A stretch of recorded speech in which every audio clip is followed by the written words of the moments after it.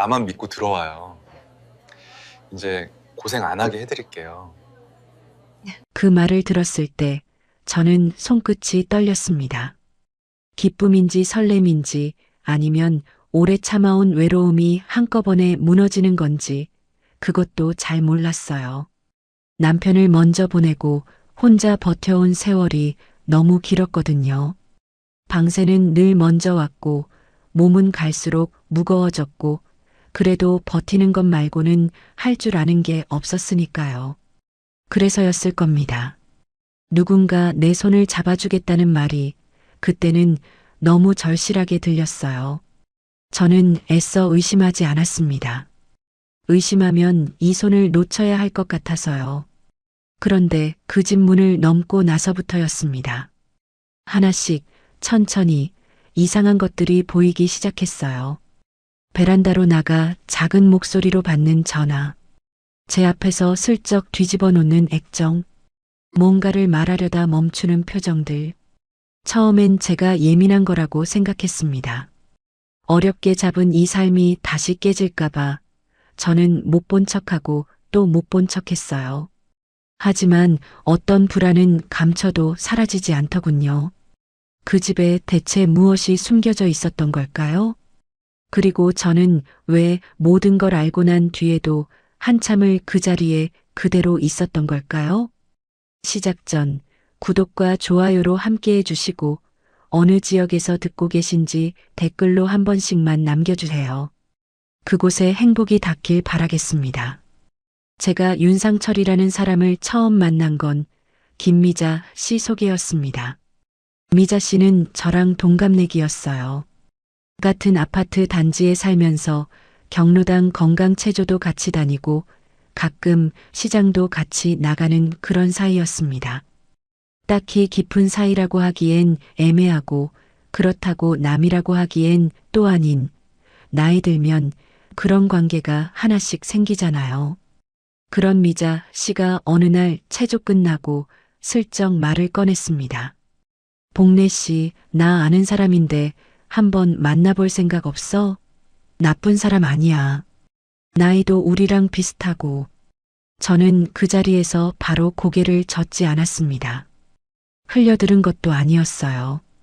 그냥 잠깐 멈칫했어요. 사실 그 말이 완전히 낯설지가 않았거든요. 마음 한쪽에서는 어쩌면 하는 생각을 가끔 했으니까요. 혼자 사는 게 나쁜 건 아니지만 혼자라는 게 편한 것도 아니더라고요. 밤에 몸이 안 좋을 때, 전화할 사람이 마땅치 않을 때, 밥 차려 먹기 귀찮아서 그냥 누워버리는 날들. 그런 날이 하나씩 쌓이면 사람은 자기도 모르게 조금씩 낮아지는 것 같았어요. 그래도 처음엔 2번 만나고 말겠다고 생각했습니다. 윤상철 씨를 처음 본 건 미자 씨가 잡아준 작은 한식집에서였어요. 미자 씨가 먼저 와 있었고 상철 씨는 약속 시간보다 조금 일찍 도착해 있었습니다. 저보다 먼저 자리에 앉아서 물을 마시고 있더라고요. 옷은 단정했어요. 짙은 남색 셔츠에 단추를 목바로 아래까지 잠근 차림이었는데 억지로 꾸민 것 같지 않고 그냥 원래 그런 사람처럼 보였습니다. 제가 들어서자 먼저 일어나서 인사를 했어요. 작은 동작이었는데 그게 눈에 들어왔습니다. 밥을 먹는 내내 상철 씨는 저한테 이것저것 물었어요. 어디서 오래 사셨냐고, 요즘은 몸은 괜찮으시냐고, 드시고 싶은 건 뭔지. 거창한 말은 없었어요. 그냥 옆에 앉은 사람한테 관심이 있는 것처럼 자연스럽게 물어봤습니다. 저는 그게 어색하지 않았어요. 오히려 말을 잘 받아주는 사람이다. 그런 생각이 먼저 들었습니다. 헤어질 때 미자 씨가 저한테 귓속말로 어때? 하고 물었는데 저는 그냥 나쁘진 않더라고만 했어요. 그런데 집에 오는 길에 자꾸 그 사람이 생각나더라고요. 나쁘진 않더라, 가 아니라 사실 꽤 괜찮다 싶었던 거예요. 저도 모르게 2번, 3번 만나는 동안 상철 씨는 달라지지 않았습니다. 처음 봤을 때랑 네 번째 봤을 때랑 말투가 다르지 않았어요. 저한테 잘 보이려고 갑자기 목소리를 낮추거나 반대로 큰 소리 치거나 그런 게 없었습니다. 그냥 일관되게 조심스럽고 일관되게 다정했어요. 그러다 어느 날 제가 설거지 일하다 손목을 삐끗했다고 하니까 다음에 만날 때 파스 한 장을 챙겨오는 사람이었어요. 별거 아닌 것 같아도 그게 저한테는 되게 크게 느껴졌습니다. 한 번은 상철 씨가 먼저 말했어요. 저도 오래 혼자 살았어요. 익숙해지는 것 같아도 익숙해지지 않더라고요. 이제는 서로 의지하면서 살아야 하지 않겠어요? 저는 그 말을 듣고 바로 대답하지 못했습니다. 의지라는 말이 그냥 지나가는 말처럼 들리지 않았거든요. 오래 혼자였던 사람이 하는 말은 무게가 다르더라고요. 아, 이 사람도 나랑 비슷한 자리에 있었구나. 그런 생각이 들었습니다. 그런데 솔직히 말하면 저는 의심도 했습니다. 너무 점잖고, 너무 멀쩡하고, 너무 다정한 사람이 왜 저한테 먼저 손을 내밀까? 저는 그냥 월세방 사는 식당이라는 늙은 여자인데 뭘 보고 이렇게 성실하게 나오는 건지 그게 이해가 안 됐어요. 한 번은 상철 씨한테 직접 물었습니다. 왜 저 같은 사람한테 관심을 갖느냐고. 상철 씨는 잠깐 웃더니 말했어요. 돈 보고 사람 만나는 나이도 아니잖아요. 그냥 같이 있으면 편한 사람이면 되는 거지. 뭘 더 따져요. 그 말에 저는 마음이 놓였습니다. 그랬거든요. 이 나이에 돈이 어디 있겠어요. 저한테 뭘 바라고 붙는 사람도 아니구나. 그냥 외로운 사람끼리 만난 거구나 싶었어요. 지금 돌이켜보면 그 말 한마디가 제 안에 남아있던 마지막 의심의 문을 닫아버린 것 같습니다. 몇 달이 흐르고 상철 씨가 조심스럽게 말을 꺼냈어요. 같이 살아보자고. 어차피 혼자씩 따로 살면 외롭고 형편도 빠듯하니 함께 살면 서로 낫지 않겠냐고. 저는 그 말에 바로 대답하지 않았어요. 하룻밤이 아니라 며칠을 생각했습니다. 생각하다 보니 한 가지가 마음에 걸렸어요. 동거라는 건 싫었습니다. 나이 들어서 애매하게 얹혀 사는 것처럼 되면 나중에 제가 더 손해라는 걸 살아오면서 보고 들어서 알고 있었거든요. 그래서 제가 먼저 말을 했어요. 그러려면 혼인신고 먼저 해야 해요. 애매하게 살긴 싫어요. 상철 씨는 주저없이 고개를 끄덕였습니다. 당연하다는 듯이요. 그래서 저는 안심했어요. 이 사람은 저를 데려다 쓰고 발 빼려는 사람이 아니구나. 법적으로도 책임지겠다는 사람이구나. 그 생각에 마음이 단단해졌습니다. 혼인신고를 마치던 날 주민센터 창구에서 서류를 내밀 때 저는 손이 조금 떨렸어요. 기쁜 떨림이었습니다. 아, 이제 내 편이 생겼구나. 법적으로도 진짜 내 식구가 생긴 거구나. 그 생각이 가슴 아래 어딘가를 따뜻하게 채우는 것 같았습니다. 지금은 그 떨림이 부끄럽지는 않아요. 그때 저는 진심이었으니까요. 상철 씨 집에 짐을 들이던 날은 늦은 오후였습니다. 짐이라고 해봤자 낡은 캐리어 하나에 이불 하나, 그리고 작은 박스 2개였어요. 상철 씨는 박스를 대신 들어줬고 저한테 이것저것 보여주면서 이 찬장은 당신 마음대로 쓰면 된다. 여기 수납장도 비워뒀다. 설명해 줬습니다. 그러면서 이제 여기가 당신 집이에요라고 했어요. 저는 그 말이 좋았습니다.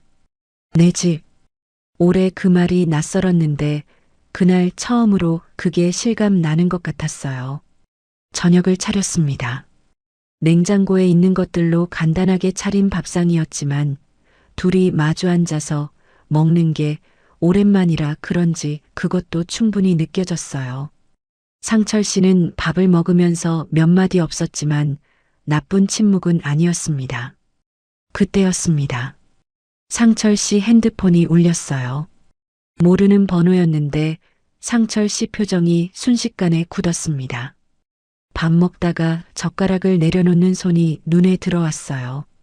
그는 잠깐 화면을 들여다보더니 광고 전화라고 짧게 말하고 끊었습니다. 저는 그냥 고개를 끄덕였어요. 그런데 몇 분 지나지 않아 또 울렸습니다. 이번엔 상철 씨가 자리에서 일어났어요. 식탁에서 슬쩍 벗어나더니 베란다 쪽으로 걸어갔습니다. 유리문을 닫지는 않았어요.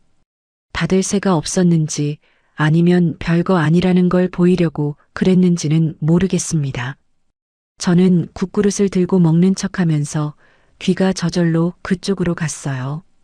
목소리는 낮았고 말은 짧았습니다. 하지만 분명히 들렸어요. 이번 주 안으로는 넣겠습니다. 그게 다였어요. 그리고 상철 씨는 금방 들어와서 다시 밥상 앞에 앉았습니다. 아무 일도 없던 것처럼요. 저도 아무 말 하지 않았어요. 첫날이었으니까요. 의심을 꺼내는 게 맞지 않는 날 같았으니까요. 그런데 그 말이, 그 짧은 한마디가 밥 먹는 내내 머릿속에서 떠나질 않았습니다. 이번 주 안으로 넣겠습니다. 대체 뭘 넣겠다는 건지. 거래처 정산이라면 사무실에서 하면 되지. 왜 밥 먹다가 베란다로 나가서 낮은 목소리로 해야 하는 건지. 저는 국물을 한 숟갈 더 떴습니다. 숨을 고르려고요. 그날 밤 저는 오래 잠들지 못했습니다. 상철 씨 옆에 누워서 천장을 바라보면서 자꾸 그 말을 돌려 생각했어요. 아니겠지. 내가 예민한 거겠지. 첫날부터 이러면 안 되지. 그렇게 스스로를 달래면서도 눈이 떠졌습니다. 어렵게 잡은 이 삶이 깨질까봐 두려운 건지 아니면 처음부터 뭔가 잘못된 게 들어온 건지 그 경계가 그날 밤엔 잘 보이지 않았습니다. 처음 한 달은 저도 애써 좋은 쪽으로만 보려고 했습니다. 사실 그렇게 하는 게 어렵지만은 않았어요. 상철 씨 집은 제가 살던 월세방이랑은 달랐으니까요. 벽지가 깨끗했고 바닥에 찬 기운이 올라오지 않았고 수도꼭지를 틀면 물이 시원하게 나왔어요. 별거 아닌 것 같아도 그게 별거였습니다. 저는 겨울마다 전기장판 온도 맞추는 게 일이었고 여름엔 선풍기 하나로 버텼고 화장실 물 압이 약해서 샤워할 때마다 답답했던 사람이었거든요. 그러니 그것만으로도 살만하다는 생각이 들었어요. 아침마다 상철 씨는 미역국을 데웠습니다. 냉장고에 남은 미역국을 냄비에 옮겨서 불에 올려두고 저보다 먼저 일어나서 그걸 준비해 두는 거예요. 대단한 거 아니었습니다. 그냥 데우는 거니까요. 그래도 저는 그게 좋았어요. 누군가 나보다 먼저 일어나서 밥상을 챙겨두는 집, 오래 살아보지 못한 집이었으니까요. 이제 좀 살만하죠? 상철 씨가 그렇게 물으면서 웃을 때 저는 고개를 끄덕였습니다. 그래, 내가 복이 없진 않았구나. 늦게나마 이런 날이 왔구나. 그렇게 스스로를 달랬어요. 달래는 거였는지 아니면 진심이었는지 그땐 잘 몰랐습니다. 지금 돌이켜보면 반반이었던 것 같아요. 전화는 계속 왔습니다. 처음엔 하루에 한두 번이었어요.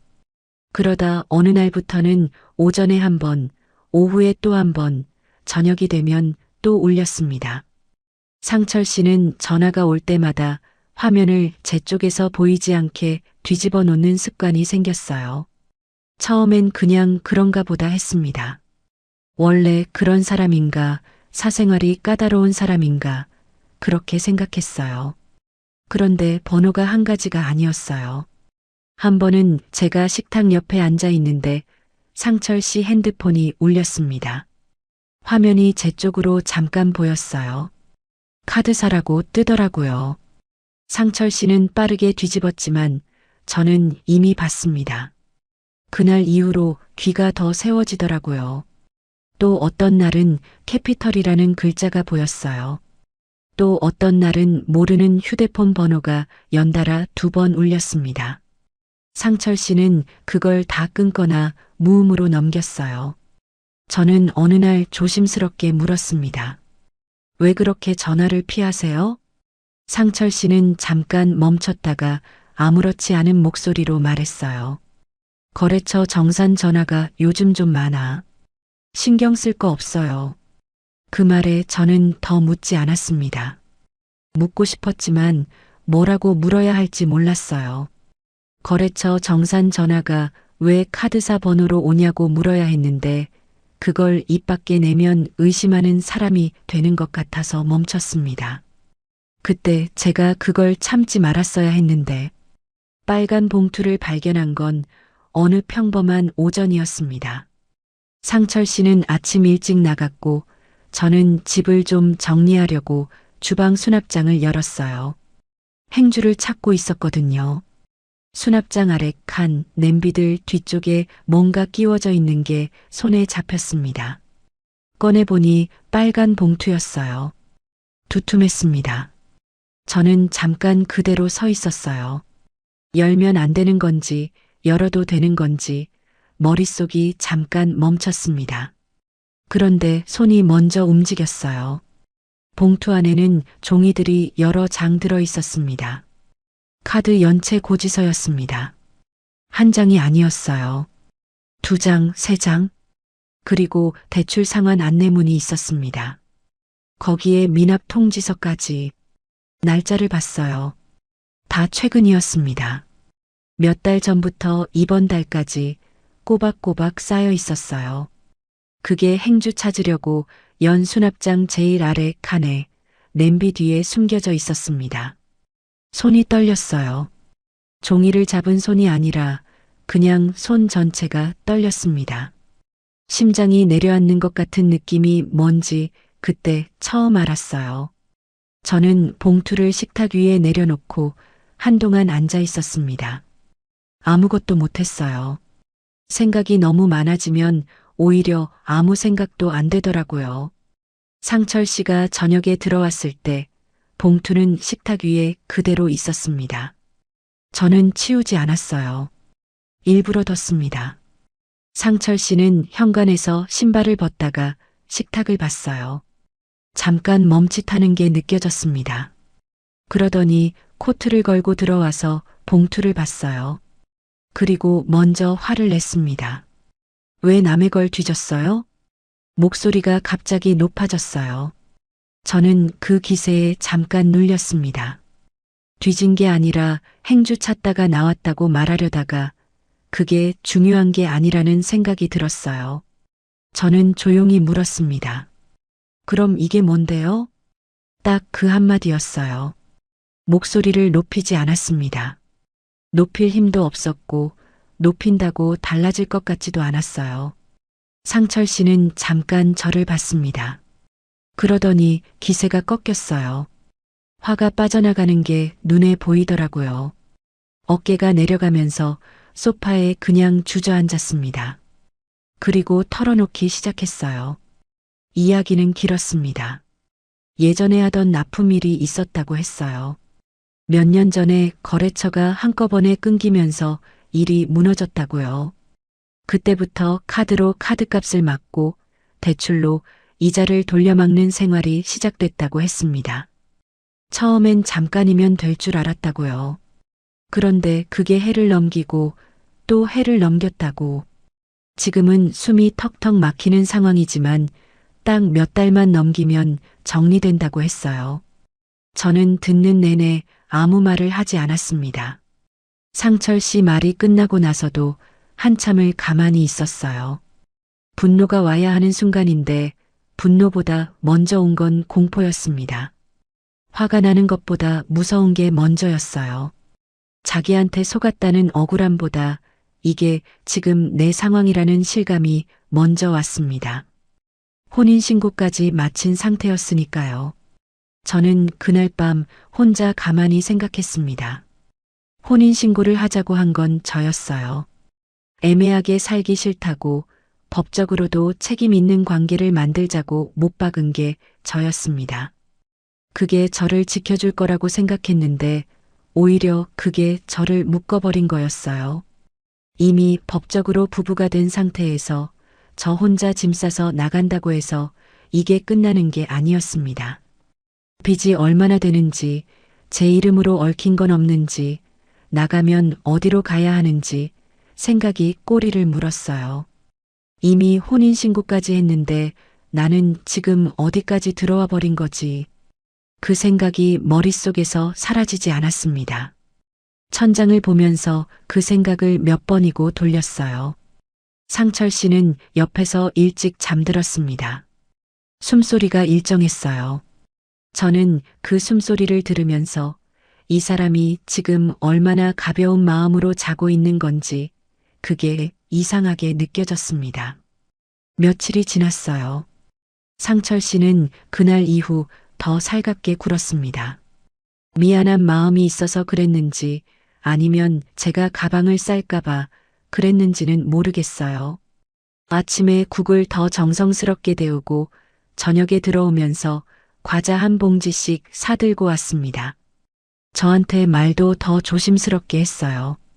저는 그걸 받아들이면서도 마음 한쪽에서 뭔가 달라진 걸 느꼈어요. 상철 씨를 볼 때 예전이랑 같은 눈으로 보이지 않았습니다. 밥상 앞에 앉아서 국을 뜨면서도 이 사람이 내게 먼저 털어놓은 게 아니라 내가 발견해서 나온 거라는 생각이 자꾸 올라왔어요.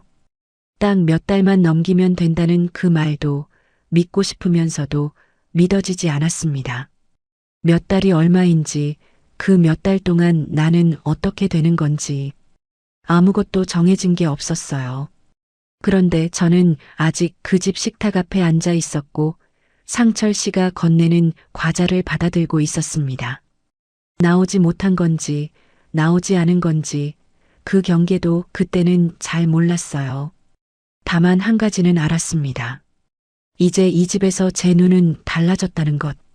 다정한 말보다 숨기는 것들이 먼저 보이기 시작했다는 것. 그리고 그게 앞으로 더 중요해질 것 같다는 것. 며칠 동안 저는 말을 줄였습니다. 밥은 같이 먹었어요. 아침에 일어나면 인사도 했습니다. 그런데 그게 전부였어요. 예전처럼 이런저런 얘기를 꺼내는 게 안 됐습니다. 말을 하려고 하면 어디서부터 시작해야 할지 몰랐어요. 빨간 봉투 얘기를 다시 꺼내야 하는지 아니면 그냥 덮고 지내야 하는지 그 사이 어딘가에서 저는 자꾸 멈췄습니다. 상철 씨는 그런 저를 보면서 눈치를 봤어요. 밥상에서 말이 없으면 먼저 날씨 얘기를 꺼냈고 제가 짧게 대답하면 더 캐묻지 않았습니다. 그게 또 이상했어요. 화를 내지도 않고 해명을 길게 늘어놓지도 않고 그냥 조심스럽게 옆에 있는 거요. 그 태도가 오히려 저를 더 복잡하게 만들었습니다. 사람이 잘못을 하고도 저렇게 조용히 있으면 화를 내는 쪽이 오히려 이상한 사람이 되는 것 같잖아요. 저는 가방을 싸는 상상을 몇 번 했습니다. 캐리어에 옷 넣고 이불 챙기고 나머지 박스 2개 다시 묶어서 나가는 거요. 그런데 그 다음이 안 그려졌어요. 어디로 가야 하는지, 다시 월세방을 구해야 하는데 지금 당장 보증금이 있는 것도 아니었습니다. 주변엔 결혼한다고 알렸고 미자 씨한테도 잘 됐다는 소리를 들었어요. 그 상황에서 몇 달도 안 돼서 나왔다고 하면 뭐라고 설명해야 하는지 창피한 것보다 막막한 게 더 컸습니다. 현실이 그랬어요. 마음이 결정을 해도 발이 안 떨어지는 게 형편 때문이었습니다. 상철 씨가 먼저 다가온 건 봉투 발견하고 나흘째 되던 저녁이었습니다. 밥을 다 먹고 나서 제가 설거지를 하고 있는데 상철 씨가 뒤에 와서 섰어요. 아무 말 없이 잠깐 서 있다가 조용히 말했습니다. 복래 씨, 나 좀 봐요. 저는 설거지를 멈추고 돌아섰어요. 상철 씨 얼굴을 봤는데 울진 않았습니다. 그런데 아주 지쳐 보였어요. 잠을 못 잔 것 같기도 하고 뭔가 오래 혼자 생각하다 나온 얼굴 같기도 했습니다. 당신한테 기대려고 그런 거 맞아요. 저는 그 말에 말문이 막혔어요. 그런데 속이려고 한 건 아니에요.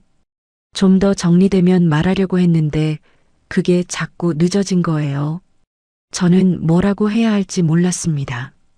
기대려고 했다는 말이 솔직한 건지 아니면 그 솔직함마저 계산된 건지 그때는 판단이 안 됐어요. 그냥 그 말이 공중에 떠 있는 것 같았습니다. 그리고 상철 씨가 결정적인 말을 했어요. 부부면 이 정도는 같이 넘겨야 하지 않겠어요?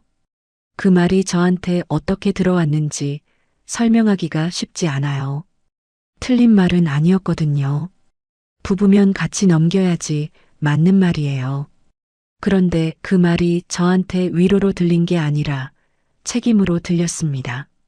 부부니까 내가 같이 져야 한다는 말로 들렸어요. 그리고 그게 틀린 해석인지 맞는 해석인지 그 순간엔 확인할 수가 없었습니다. 더 복잡했던 건 그 부부라는 관계를 먼저 못 박은 게 저라는 거였어요. 애매하게 살지 않겠다고 혼인신고부터 하자고 한 게 저였습니다. 그러니 상철 씨가 부부라는 말을 꺼낼 때 저는 거기에 반박을 못했어요. 내가 원한 관계잖아요. 내가 만들자고 한 틀인데 이제 와서 그게 싫다고 할 수가 없었습니다. 그날 밤 저는 적금 통장을 꺼내봤어요. 오래 모은 돈이 아니었습니다. 식당 설거지하고 청소일하면서 조금씩 모은 거였어요. 쓸 데도 없고 쓸 용기도 없어서 그냥 쌓아둔 돈이었습니다. 그게 전부였어요. 저한테 있는 건 그게 다였거든요. 그 통장을 들여다보면서 저는 오래 앉아 있었습니다. 이번 한 번만 그 마음으로 결정했어요. 며칠 뒤 저는 적금 일부를 깼습니다. 상철 씨한테 건넸어요. 금액을 말하지는 않을게요. 많지 않았습니다. 그런데 저한테는 적지 않은 돈이었어요. 상철 씨는 그 돈으로 급한 카드값 몇 건을 막았습니다. 독촉 전화가 며칠 뜸해졌어요. 집안 분위기가 조금 달라졌습니다. 상철 씨가 밥상에서 좀 더 편안해 보였고 아침에 미역국 데우면서 콧노래를 흥얼거리기도 했어요. 저는 그걸 보면서 잘한 건지 못한 건지 여전히 몰랐습니다.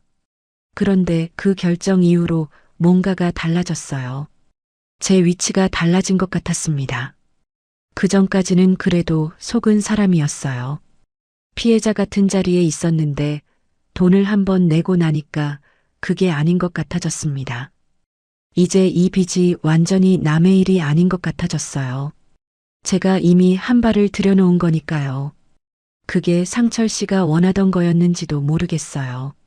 지금은 그런 생각도 합니다. 그 이후로 집안 살림이 다시 짜여졌습니다.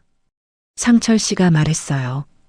카드값이랑 이자는 자기가 정리할 테니 공과금이랑 장보는 돈은 복래 씨가 맡아 달라고 생활비를 나눠서 각자 역할을 갖는 게 낫겠다고 했습니다. 그 말은 합리적으로 들렸어요. 부부가 역할을 나누는 거니까요. 저는 그러겠다고 했습니다. 그래서 저는 다시 식당 일을 구했어요. 예전에 다니던 곳 근처 다른 식당이었습니다. 오전 설거지 자리였어요. 무릎이 좀 아팠지만 괜찮았습니다. 일을 하면 마음이 덜 복잡했어요. 몸이 바쁘면 생각이 줄어드니까요. 낮엔 설거지를 하고 저녁에 집에 오면 가계부를 썼습니다. 관리비 얼마, 전기세 얼마, 장 봐온 거 얼마. 제가 번 돈이 어디로 나가는지 숫자로 적었어요. 그렇게 하면 좀 통제되는 기분이 들었거든요. 상철 씨 월급은 카드값이랑 이자에 먼저 들어갔어요. 저한테는 얼마가 남는지 자세히 말해주지 않았습니다. 저도 자세히 묻지 않았어요. 각자 역할을 맡기로 했으니까요. 저녁마다 둘이 식탁 위에 고지서를 펼쳐놓고 숫자를 적었습니다. 상철 씨가 이번 달 카드값은 얼마 줄었다고 하면 저는 이번 달 관리비는 얼마 나왔다고 했어요.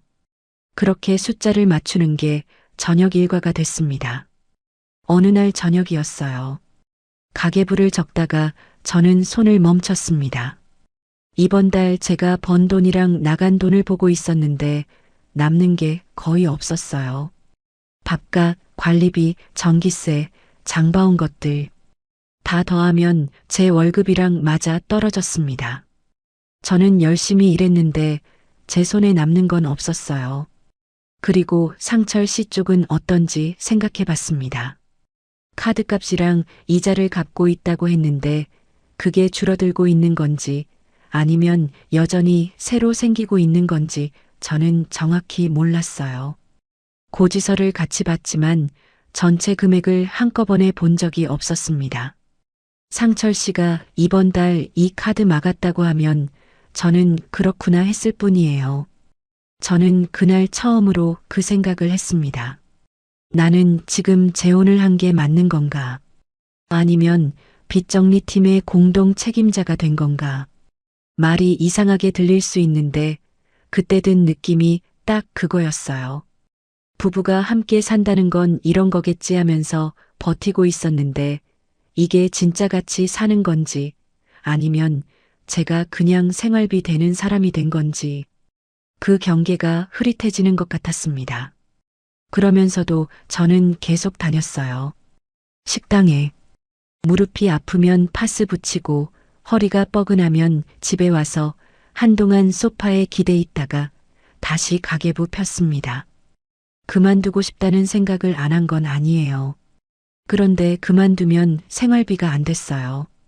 상철 씨 월급만으로는 카드값이랑 이자 맞기도 빠듯하다고 했으니까요. 그러니까 저는 못 그만뒀습니다. 하고 싶어서 하는 게 아니라 안 하면 안 되니까 하는 거였어요. 그 차이가 처음엔 별거 아닌 것 같았는데 날이 쌓이면서 몸에 쌓였습니다. 아침에 일어나는 게 예전보다 무거워졌어요. 상철 씨는 그런 저한테 고맙다고 했습니다. 당신 아니면 못 버텼을 거라고도 했어요. 저는 그 말을 들으면서 웃었는데 그 웃음이 어떤 웃음이었는지 잘 모르겠어요. 기쁜 웃음은 아니었습니다. 그렇다고 슬픈 웃음도 아니었어요. 그냥 어떻게 반응해야 할지 몰라서 나온 웃음이었습니다. 그 무렵 저는 한 가지를 깨달았어요. 이 집에서 제가 없어지면 안 되는 이유가 사랑이나 정이 아니라는 거요. 생활비였습니다. 제가 일을 그만두면 공과금이 안 나가고 장을 못 보고 집안이 돌아가지 않는 거였어요. 상철 씨한테 제가 필요한 이유가 그거였습니다. 그걸 알고 나니까 이상하게 마음이 차가워졌어요. 섭섭하다거나 억울하다거나 그런 뜨거운 감정이 아니었습니다. 그냥 조용히 차가워지는 거였어요. 아, 그렇구나.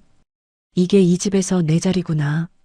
그 자리가 어떤 자리인지를 알게 되면 사람이 달라지더라고요. 저는 그때부터 눈이 달라졌습니다. 다정한 말보다 숫자가 먼저 보이고 고마워요. 한마디보다 통장 잔액이 더 중요해졌어요. 그게 냉정한 건지 아니면 뒤늦게 현실을 보기 시작한 건지 지금은 그게 현실을 보기 시작한 거라고 생각합니다. 조금 늦었지만 그래도 아직 늦지 않았다고 그때 저는 믿고 싶었어요. 반년쯤 지나자 집안이 조금씩 달라지기 시작했습니다. 매일같이 울리던 전화가 이틀에 한 번꼴로 줄었어요. 현관문 밑으로 밀려 들어오던 우편물도 뜸해졌습니다. 카드사 봉투, 대출 상환 안내문, 미납 통지서. 그것들이 하루가 멀다 하고 쌓이던 게 어느 날부터 한 주에 한 장, 그 다음 주엔 없는 날도 생겼어요. 저는 그걸 보면서 숨을 한 번 내쉬었습니다. 여기까지 오는데 반년이 걸렸구나. 무릎 아프고 허리 뻐근한 채로 버텼더니 그래도 조금은 달라지는구나. 상철 씨도 처음엔 그랬어요. 퇴근하고 들어오면서 오늘 또 한 건 막았어요 라고 했습니다. 밥상에 앉아서 당신 아니었으면 진작 무너졌어 라고도 했어요. 저는 그 말을 들으면서 피곤했지만 그래도 괜찮다고 생각했습니다. 조금만 더 버티면 이 사람이랑 진짜 부부처럼 살 수 있는 날이 오겠지. 그 생각으로 아침마다 일어났어요. 그런데 아이러니하게도 상황이 나아질수록 상철 씨 태도는 나빠졌습니다. 처음엔 작은 것들이었어요. 예전엔 제가 퇴근하고 들어오면 상철 씨가 차라도 한 잔 따라줬어요. 별거 아닌 것 같아도 그게 저한테는 하루 중에 제일 편한 순간이었거든요. 뜨거운 차 한 잔 받아들고 소파에 앉아 있으면 오늘 하루도 버텼다 싶었습니다. 그런데 언제부터인가 그게 없어졌어요. 제가 들어와도 상철 씨는 텔레비전을 보고 있었습니다. 고개를 돌려서 왔어요. 한마디 하고 다시 화면으로 시선을 돌렸어요. 저는 가방을 내려놓고 앞치마를 꺼내 들었습니다. 저녁을 차려야 했으니까요. 그러던 어느 저녁이었습니다. 제가 냉장고를 열어서 있는 것들로 반찬을 차렸어요. 계란 한 접시, 멸치볶음, 김치.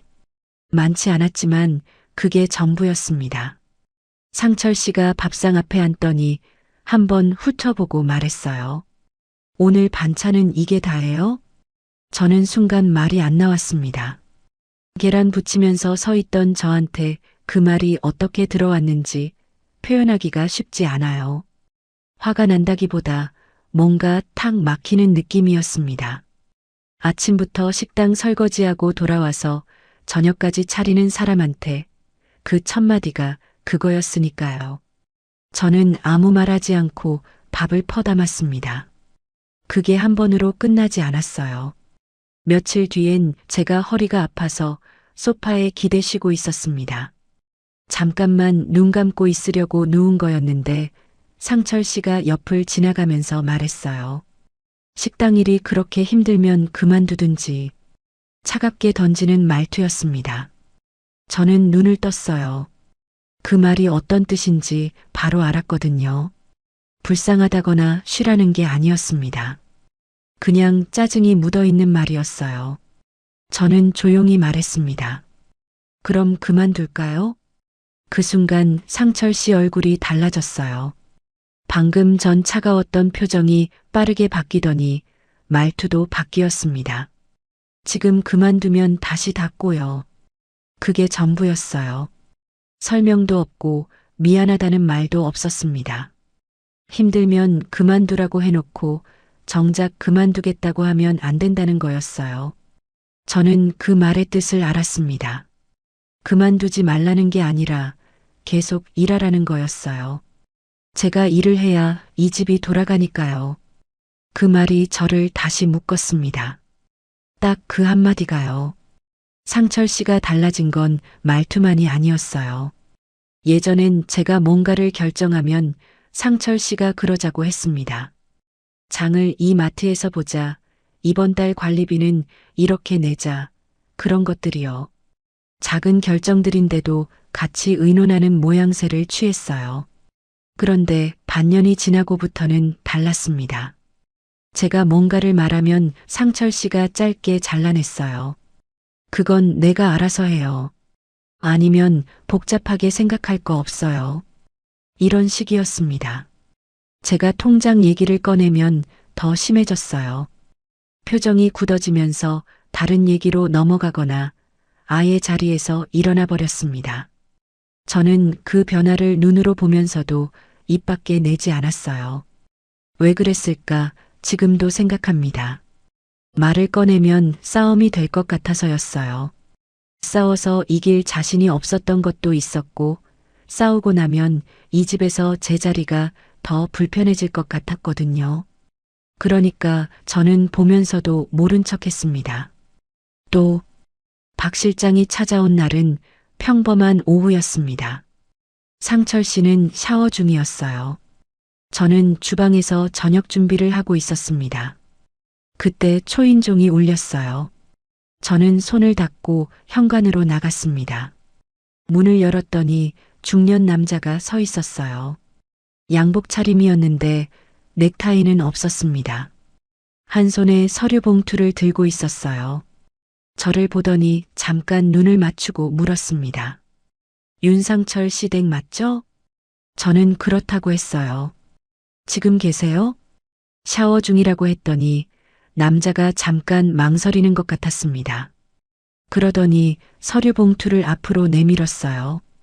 남편분께 전달만 해주세요. 더는 미루면 어렵습니다. 그게 다였어요. 남자는 더 말하지 않았습니다. 제가 뭔가를 더 물으려고 입을 열기도 전에 이미 돌아서고 있었어요. 저는 서류 봉투를 손에 든 채 현관 앞에 서 있었습니다. 남편분이라는 말이 머릿속에서 맴돌았어요. 저는 봉투를 열지 않았습니다. 열어도 됐어요. 이미 빨간 봉투 때 뭐가 들어있는지 알았으니까요. 그런데 이번엔 손이 안 갔어요. 열면 더 알게 될 텐데 더 알고 나면 제가 어떻게 해야 하는지 몰라서였습니다. 그냥 식탁 위에 올려뒀어요. 상철 씨가 샤워를 끝내고 나왔습니다. 저는 아무 말 하지 않았어요. 그냥 봉투를 손으로 밀었습니다. 상철 씨가 봉투를 보더니 표정이 굳었어요. 누가 왔냐고 물었고 저는 박 실장이라는 분이 왔다 갔다고만 했습니다. 상철 씨는 봉투를 들고 방으로 들어갔어요. 그리고 한동안 나오지 않았습니다. 저는 저녁 준비를 마저 했어요. 찌개를 끓이고 밥을 퍼담고 상을 차렸습니다. 상철 씨가 나와서 밥상 앞에 앉았는데 그날 저녁은 둘 다 말이 없었어요. 숟가락 소리만 났습니다. 저는 찌개를 뜨면서 그 남자가 한 말을 다시 떠올렸어요. 더는 미루면 어렵습니다. 그 말은 상철 씨한테 한 말이었는데 어쩐지 저한테도 하는 말처럼 들렸습니다. 그날 밤 저는 오래 생각했어요. 남편분이라는 말. 그 말이 자꾸 걸렸습니다. 그 남자는 저를 보고 당연하게 남편분이라고 했어요. 법적으로 맞는 말이었습니다. 저는 윤상철의 법적 배우자였으니까요. 그런데 그 말이 이상하게 무겁게 들렸어요.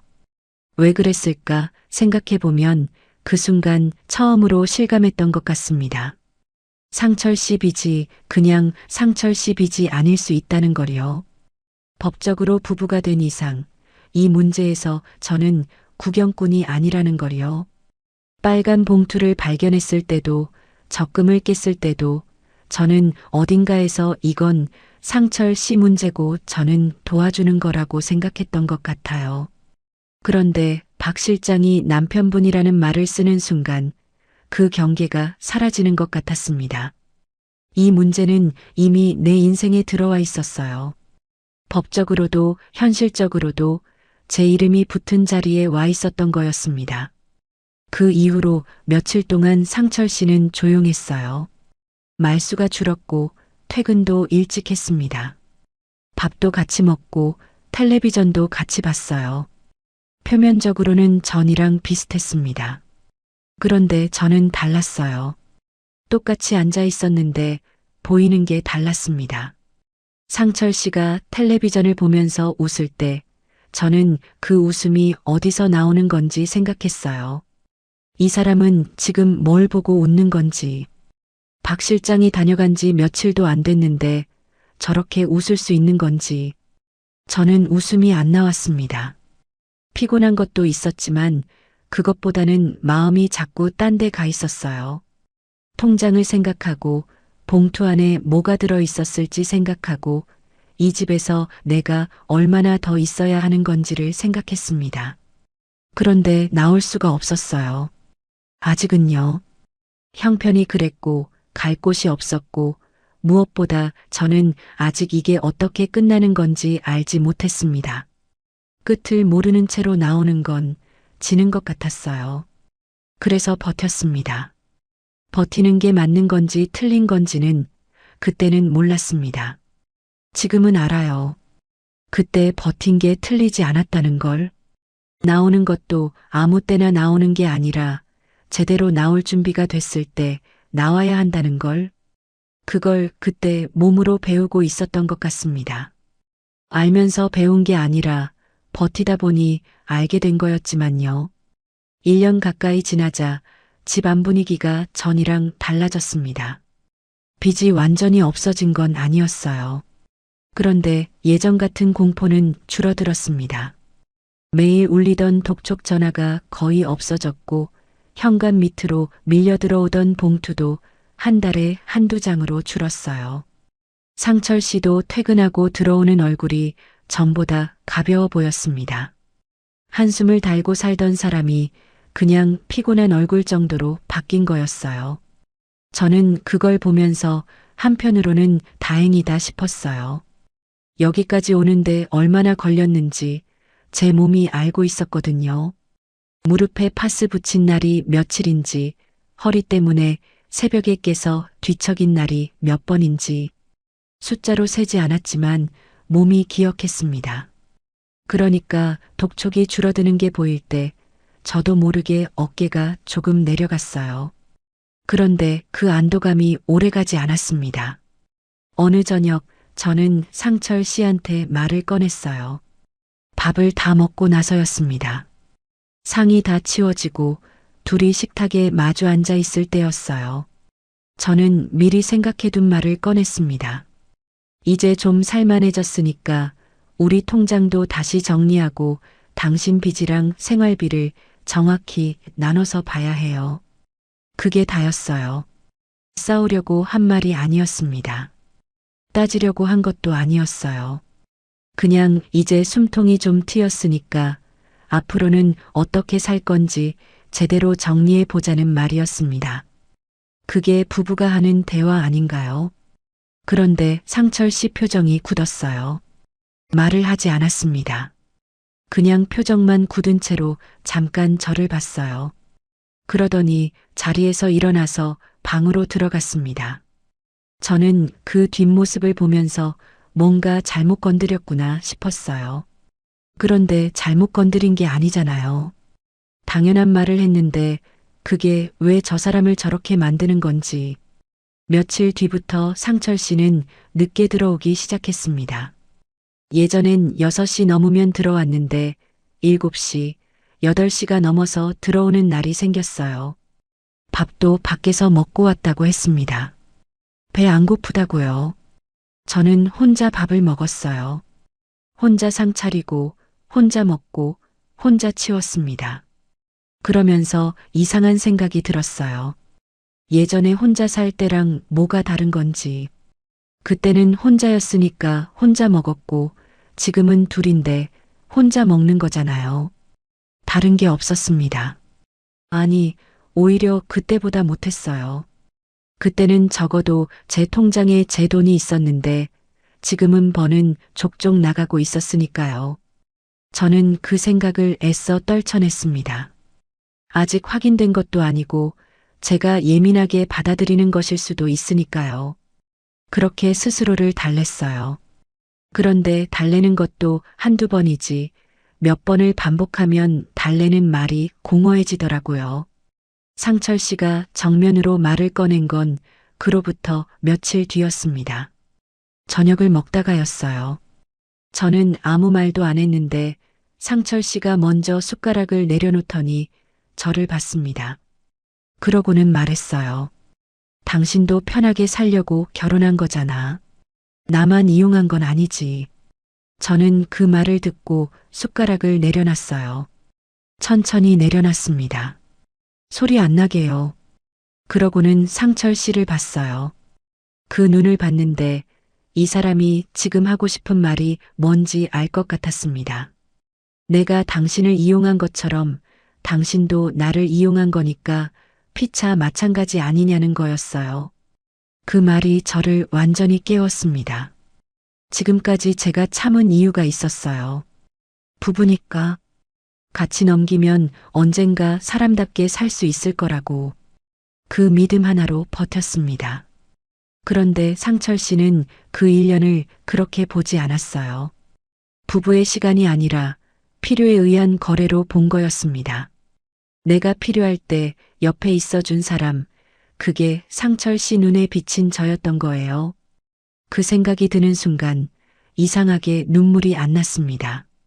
슬프지 않아서가 아니었어요. 그냥 눈물보다 다른 게 먼저 왔습니다. 차갑고 단단한 것이요. 그날부터 저는 통장을 들여다봤습니다. 제 통장이요. 상철 씨 통장이 아니라요. 지난 1년 동안 제가 번 돈이 어디로 나갔는지, 제 적금에서 꺼낸 돈이 얼마인지, 제가 부담한 생활비가 총 얼마인지, 가계부를 다시 꺼냈어요. 매달 꼬박꼬박 적어온 숫자들이 거기 있었습니다. 더하기 시작했어요. 관리비, 전기세, 가스비, 장바온 것들, 반찬 재료비. 거기에 처음에 적금 깨서 넣은 돈까지 다 더하니까 숫자가 나왔습니다. 작지 않았어요. 저한테는 절대 작지 않은 금액이었습니다. 저는 그 숫자를 보면서 오래 앉아 있었어요. 이 돈이 어디 갔을까? 상철 씨 카드값 막는 데 들어간 건지, 이자 내는 데 들어간 건지, 아니면 제가 모르는 다른 데로 간 건지, 그걸 저는 정확히 알지 못했습니다. 같이 산 1년 동안 통장을 나란히 펼쳐놓고 제대로 본 적이 없었거든요. 상철 씨가 보여주지 않았고 저도 끝까지 밀어붙여서 보지 않았어요. 그게 후회됐습니다.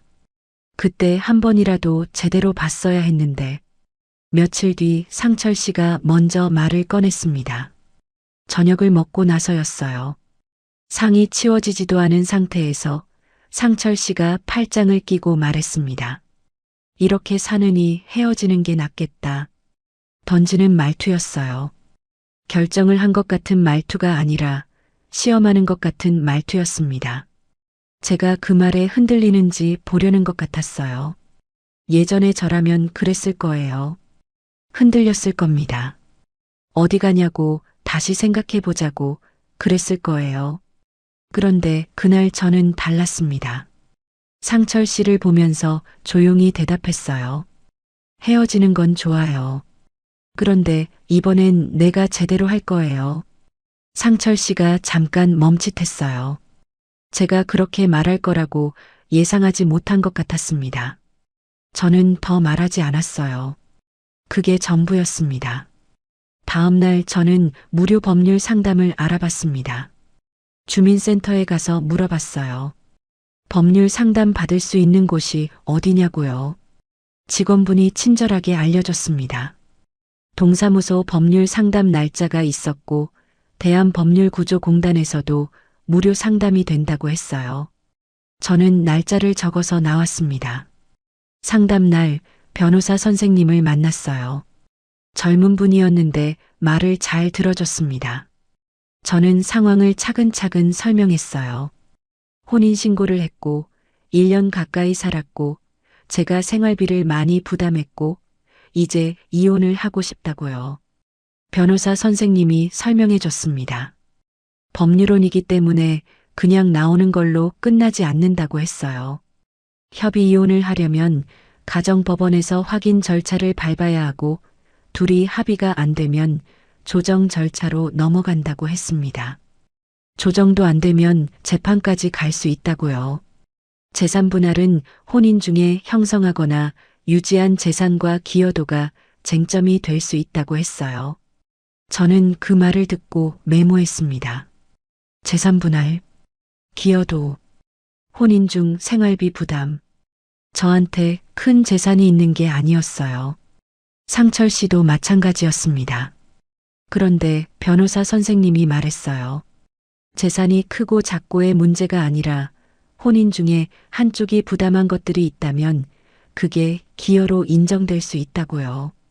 제가 부담한 생활비, 적금에서 꺼낸 돈, 그게 아무것도 아닌 게 아닐 수 있다고 했습니다. 저는 그 말을 듣고 처음으로 생각했어요. 내 1년이 그냥 사라진 게 아닐 수 있겠구나. 그냥 쓰고 버려진 게 아닐 수 있겠구나. 집에 돌아오는 길이 예전이랑 달랐습니다. 버스를 타고 오면서 창밖을 봤어요. 거리에 사람들이 오가고 가게 불이 켜지고 그냥 평범한 저녁이었습니다. 그런데 저는 그 풍경이 이상하게 선명하게 들어왔어요. 오래 안개 속에 있다가 처음으로 앞이 보이는 것 같은 느낌이었습니다. 상담을 받기 전에는 이혼이라는 말이 무섭게 느껴졌어요. 다시 혼자가 되는 것, 또 실패한 것, 사람들한테 뭐라고 설명해야 하는 것, 그것들이 다 두려웠습니다. 그런데 상담을 받고 나니까 달라졌어요. 이혼이 끝이 아니라는 걸, 제대로 끝내는 방법이 있다는 걸 알게 됐거든요. 쫓겨나는 게 아니라 내가 정리하는 거라는 것. 그게 달랐습니다. 집에 들어왔을 때 상철 씨는 소파에 앉아 있었어요. 어디 갔다 오냐고 물었습니다. 저는 잠깐 상철 씨를 봤어요. 그리고 짧게 말했습니다. 알아볼 게 있어서요. 상철 씨는 더 묻지 않았어요. 저도 더 말하지 않았습니다. 저는 방으로 들어가서 가계부를 다시 꺼냈어요. 상담에서 들은 내용을 생각하면서 제가 기록해온 숫자들을 다시 정리했습니다. 생활비 낸 날짜, 금액, 적금 깬 날짜, 금액. 하나씩 적었어요. 손이 떨리지 않았습니다. 오히려 손이 차분했어요. 이상하게 마음이 가라앉아 있었습니다. 화도 아니고 슬픔도 아니고 그냥 해야 할 일이 생긴 사람의 마음이었어요. 저는 그날 밤 처음으로 결심했습니다. 이번엔 끌려가지 않겠다고. 이번엔 내가 결정하겠다고. 나오는 것도 끝내는 것도 내 이름으로 하겠다고. 그 결심이 흔들리지 않았어요. 그날은요. 그리고 그 이후로도요. 상철 씨는 처음에 이혼을 쉽게 생각했습니다. 제가 제대로 하겠다고 말한 날 이후로 상철 씨는 며칠 동안 아무 말이 없었어요. 그러다가 어느 저녁에 툭 꺼냈습니다. 그냥 도장 찍고 끝내면 되는 거 아니냐고. 법원 같은 데 갈 것도 없이 둘이 합의해서 마무리하면 되는 거 아니냐고요. 말투가 가벼웠어요. 이미 다 정리된 일처럼 말하는 거였습니다. 저는 그 말을 듣고 조용히 고개를 저었어요. 법률혼이라서 그냥 끝나지 않아요. 가정법원 확인 절차가 있어요. 상철 씨가 잠깐 멈칫했습니다. 그게 무슨 말이냐는 표정이었어요. 저는 상담에서 들은 내용을 차분하게 말했습니다.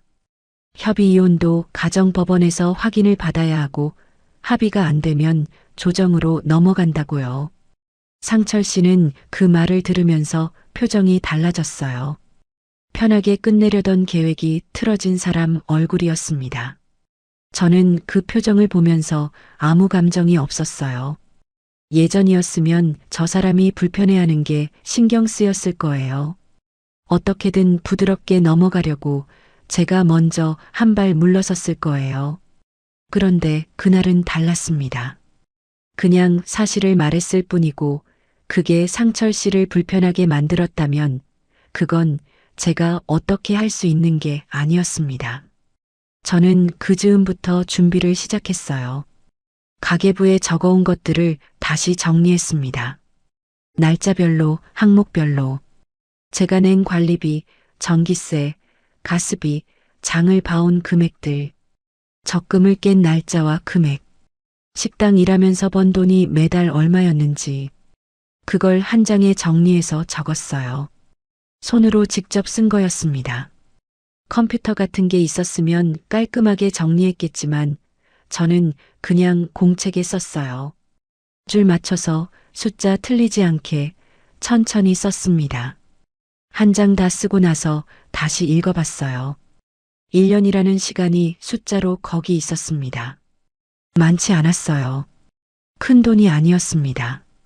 그런데 저한테는 전부였어요. 식당 설거지에서 번 돈이고 오래 모아온 적금이었으니까요. 그게 거기 있었습니다. 날짜랑 금액이랑 다요. 변호사 선생님이 그랬었어요. 기록이 있으면 다르다고. 기억은 흐려지지만 숫자는 안 흐려진다고요. 저는 그 말을 믿었습니다. 가정법원 조정기일 날짜가 잡혔습니다. 그날 아침 저는 일찍 일어났어요. 잠이 제대로 오지 않았거든요. 새벽에 몇 번을 깼는지 모릅니다. 그런데 이상하게 몸이 무겁지 않았어요. 오히려 어딘가 가벼운 것 같았습니다. 긴장이 없었던 게 아니에요. 긴장은 됐어요. 그런데 두렵지는 않았습니다. 그 차이가 저한테는 컸어요. 단정하게 차려입었습니다. 평소에 잘 꺼내 입지 않던 옷을 입었어요. 특별히 좋은 옷은 아니었지만 제일 단정한 거로 골랐습니다. 거울을 보면서 머리를 매만졌어요. 오랜만에 제 얼굴을 제대로 봤습니다. 주름이 늘었고 눈밑이 어두웠어요. 그런데 눈빛은 흔들리지 않았습니다. 저는 그걸 보면서 괜찮다고 생각했어요. 나갈 준비가 됐다고요. 가정법원은 생각보다 조용한 곳이었습니다. 복도에 사람들이 있었어요. 저마다 서류를 들고 저마다 어떤 표정을 하고 있었습니다. 저는 그 사람들을 보면서 이 사람들도 다 각자의 이야기가 있겠구나 싶었어요. 나만 이런 자리에 오는 게 아니구나. 그 생각이 이상하게 마음을 조금 편하게 해줬습니다. 조정실에 들어갔어요. 상철 씨가 먼저 와 있었습니다. 정장을 입고 있었어요. 저를 보더니 눈을 피하지는 않았습니다. 그냥 봤어요. 저도 봤습니다. 특별한 감정이 없었어요. 미운 것도 불쌍한 것도 아니었습니다. 그냥 1년을 같이 산 사람이 거기 있었어요. 조정위원 선생님이 양쪽 이야기를 들었습니다. 상철 씨가 먼저 말했어요. 서로 필요해서 만난 거고 서로 의지해서 산 거라고요. 한쪽만 손해본 게 아니라고 했습니다. 저도 편하게 살려고 들어온 거 아니냐고요. 그 말이 익숙했어요. 밥상에서 들은 말이랑 같았습니다. 저는 그 말을 들으면서 조용히 앉아 있었어요. 반박하고 싶은 마음이 없었던 게 아닙니다. 그런데 지금 여기서 목소리를 높이는 건 제가 원하는 게 아니었어요. 저는 이기고 싶었던 게 아니라 제대로 끝내고 싶었거든요. 그 차이가 있었습니다. 조정위원 선생님이 저한테 말할 기회를 줬어요. 저는 공책을 꺼냈습니다. 제가 정리해 온 거요. 날짜와 금액이 적힌 그 공책이요. 떨리지 않았어요. 손이 차분했습니다. 천천히 말했어요. 혼인 기간 동안 제가 부담한 생활비 내역을 정리해 왔습니다. 관리비, 공과금, 식비, 그리고 처음에 적금에서 꺼내서 카드값 막는데 보탠 돈까지요. 조정위원 선생님이 받아서 봤어요. 상철 씨도 그쪽을 봤습니다. 저는 계속 말했어요. 저는 큰 돈을 요구하는 게 아니에요. 제가 이 혼인 기간 동안 기여한 것들이 아무것도 아니지 않다는 걸 확인하고 싶은 겁니다. 그 말을 하는 동안 목이 잠기지 않았어요. 예전 같았으면 이런 자리에서 눈물이 났을 거예요. 억울하고 서럽고 왜 내가 이런 자리에 앉아 있나 싶어서요. 그런데 그날은 달랐습니다. 그냥 할 말을 했어요. 준비해온 말을요. 상철 씨가 그때 말했습니다. 서로 필요해서 산 거 아니냐? 그 말이 또 나왔어요. 같은 말을 또 하는 거였습니다. 저는 그 말을 듣고 잠깐 상철 씨를 봤어요. 그리고 처음으로 또렷하게 말했습니다. 필요해서 결혼했을 순 있어요. 목소리가 떨리지 않았습니다. 그런데 사람을 빗막는 데만 쓰고 버리는 건 부부가 아니에요. 조정실이 조용해졌습니다. 상철 씨가 아무 말을 하지 않았어요. 조정위원 선생님도 잠깐 아무 말이 없었습니다. 저도 더 말하지 않았어요. 그 한마디면 충분했거든요. 더 보탤 게 없었습니다. 제가 1년 동안 하고 싶었던 말이 그 두 문장에 다 들어가 있었어요. 절차는 그 이후로도 시간이 걸렸습니다. 한 번에 끝나는 게 아니었어요. 조정이 마무리되고 서류가 오가고 법원 확인을 받는데 몇 주가 더 걸렸습니다. 그동안 저는 상철 씨와 같은 집에 있었어요. 어색했습니다. 밥을 같이 먹지 않았고 거의 말도 없었어요. 그냥 각자의 방식으로 그 집에 있었습니다. 이상한 건 그게 그렇게 힘들지 않았어요. 예전엔 상철 씨가 말이 없으면 제가 먼저 뭔가를 꺼냈어요. 분위기가 불편한 게 싫어서요. 그런데 그 몇 주는 달랐습니다. 불편해도 괜찮았어요. 이미 끝나가는 중이라는 걸 알았으니까요. 끝이 보이면 사람이 달라지는 것 같습니다. 버티는 게 아니라 기다리는 거니까요. 법적으로 정리된 날 저는 짐을 쌌습니다. 처음 들어올 때랑 비슷했어요. 캐리어 하나, 이불 하나, 박스 2개. 짐이 늘지 않았습니다. 아니, 줄었어요. 들어올 때 가져온 것들 중에 몇 가지는 쓰다가 낡아서 버렸거든요. 상철 씨는 방에 있었습니다. 나오지 않았어요. 저는 짐을 다 챙기고 나서 거실을 한번 둘러봤어요. 미역국을 데우던 주방, 빨간 봉투가 숨겨져 있던 수납장, 저녁마다 고지서를 펼쳐놓던 식탁. 그것들이 거기 그대로 있었습니다. 미운 감정이 없었어요. 그렇다고 애틋하지도 않았습니다. 그냥 여기서 1년을 살았구나. 그 생각만 들었어요. 현관문을 닫고 나왔습니다.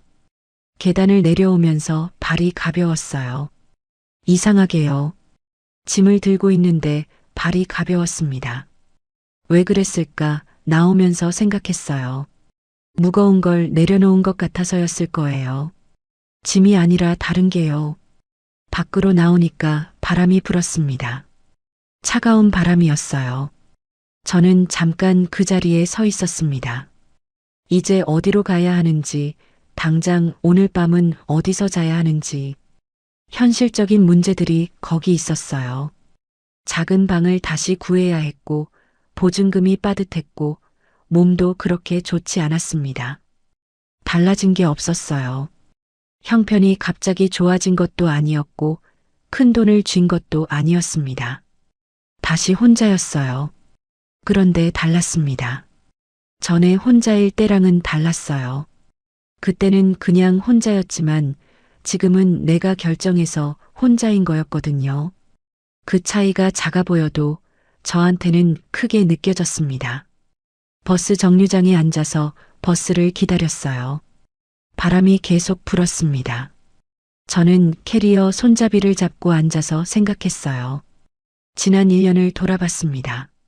처음 상철 씨를 만났던 한식집, 혼인신고하던 주민센터 창구, 빨간 봉투를 발견하던 오전, 적금을 깨던 날 저녁 박 실장이 서류 봉투를 들고 섰던 현관 앞. 그것들이 차례로 지나갔어요.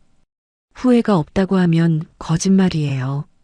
처음 만날 때 더 꼼꼼하게 봤어야 했고, 빨간 봉투를 발견했을 때 바로 나왔어야 했고, 적금을 깨지 말았어야 했어요. 그 선택들이 지금도 아프게 남아 있습니다. 그런데 그 선택들을 한 게 어리석어서가 아니었다는 것도 알아요. 외로웠고, 절실했고, 누군가 손 내밀어 주는 게 그때는 너무 간절했거든요. 그 마음이 잘못된 게 아니에요. 그 마음을 이용한 사람이 잘못된 거지요. 버스가 왔습니다. 저는 캐리어를 끌고 올라탔어요. 자리에 앉아서 창밖을 봤습니다. 거리가 지나갔어요. 사람들이 오가고 가게 불이 켜지고 세상은 그냥 평범하게 돌아가고 있었습니다. 저는 그 풍경을 보면서 한 가지를 생각했어요. 가난이 사람을 약하게 만들긴 해요.